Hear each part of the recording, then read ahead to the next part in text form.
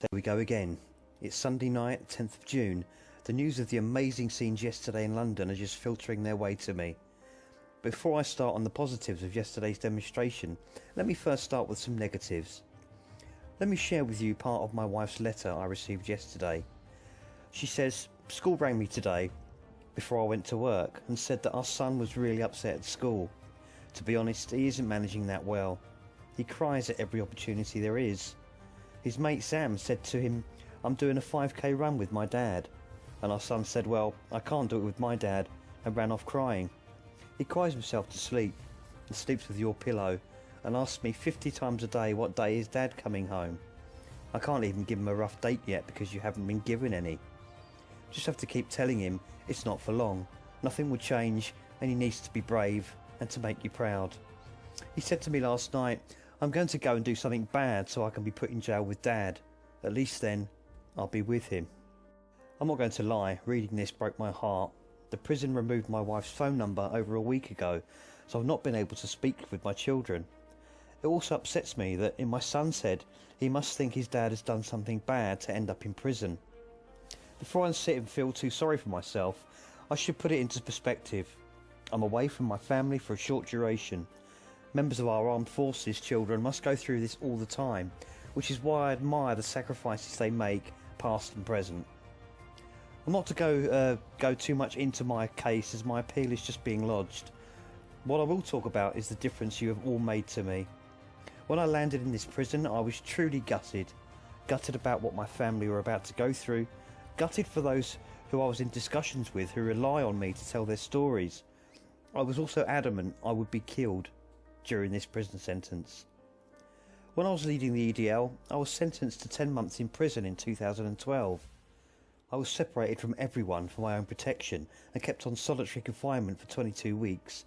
I believe this was because the government feared what may happen on the streets if I was murdered in prison. Lee Rigby was beheaded in 2013, and our government witnessed that a soldier can be beheaded and no one will really react. I was then sent to prison in 2014 for 18 months. I was literally fed to the wolves. I was lucky to escape alive, fighting my way through violent beating at the hands of Muslim inmates. The government knew I could be killed and no one would really do anything. It was a sad moment for myself, realising that if I murdered, my death wouldn't make much difference or change. I also realised my family would not be looked after and would go on to struggle for safety and stability. Oh, what a change 4 years makes. In the first few days here, I began to hear that thousands are protesting outside 10 Downing Street. This was within 24 hours of my abduction by the state. I was told the petition had reached 100,000, and then 300,000, and then 500,000. I heard people were climbing the gates of Downing Street. I thought the people telling me must be getting it wrong. They must be confused with our Day of Freedom demo. I was completely unaware what was unfolding outside of the prison was a worldwide Free Tommy movement. I was in danger in my first days in this prison, housed with Muslim prisoners. Then something changed. I was whisked from my cell and wing and taken and separated to safety. I believe now this was the moment Lord Pearson spoke up about my safety. His actions could have literally saved my life. I then heard protests were spreading across the globe. I heard politicians, police and barristers were speaking out. I've heard so many people who have sat on the fence for years were now speaking out. To hear that 20 to 30,000 people travelled to London this weekend to stand in solidarity with me is an amazing feeling. I truly am gobsmacked at the reaction from the public. I feel so loved and appreciated. I receive a bag of letters and emails every day. I read every one. I'm so grateful. I want to say a thank you to every single person that has supported me.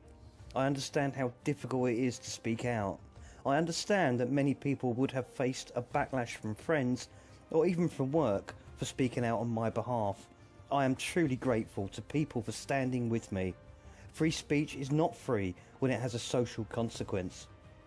I sit here happy that this sentence has backfired on the establishment.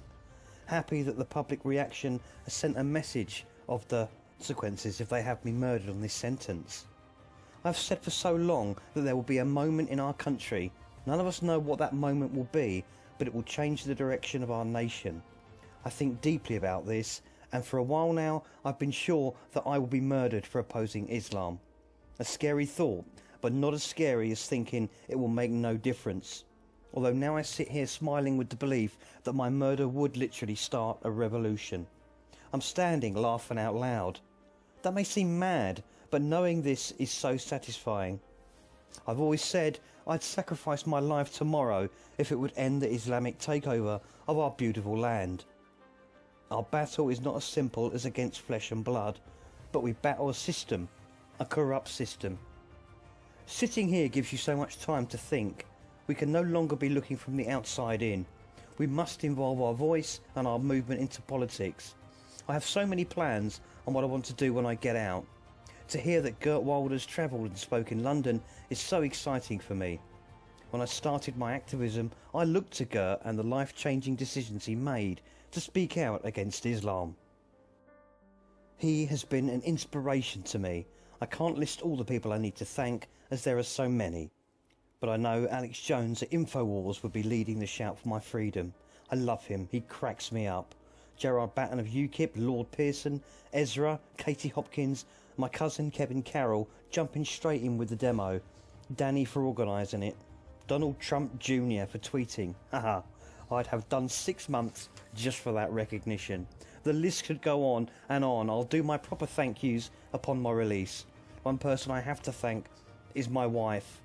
When I finally got through to her on the phone from prison, I asked her, "Have you had enough yet?" I've not been a great husband, but she has been a perfect wife and an amazing mother. I simply couldn't get through any of this without my family. So Jenna, if you are reading this letter online, then know I love you and I miss you. My mates will ruin me for this soppy shit. Lots of people say I give them hope, but I want you all to know that your reaction, whether it be supporting my family, paying for legal costs, or even just sharing videos or tweets, you have all given me hope and an absolutely priceless feeling. Please excuse my handwriting, but my hand is killing me. I'm using my time to put pen to paper and detail out my next book.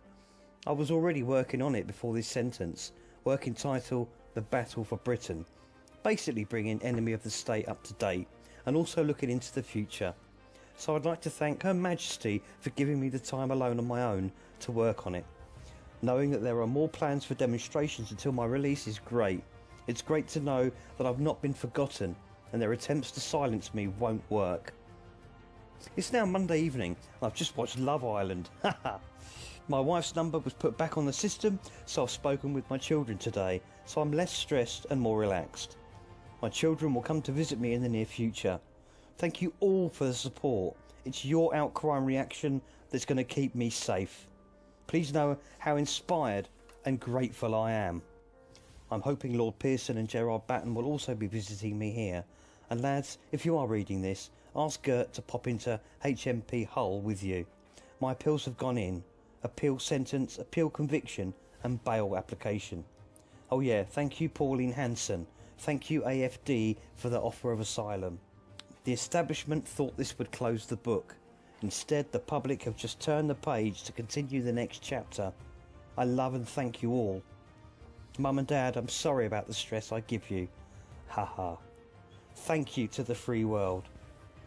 Tommy ends with, "It's Tuesday and I'm being moved to prison, so my kids won't see me this weekend."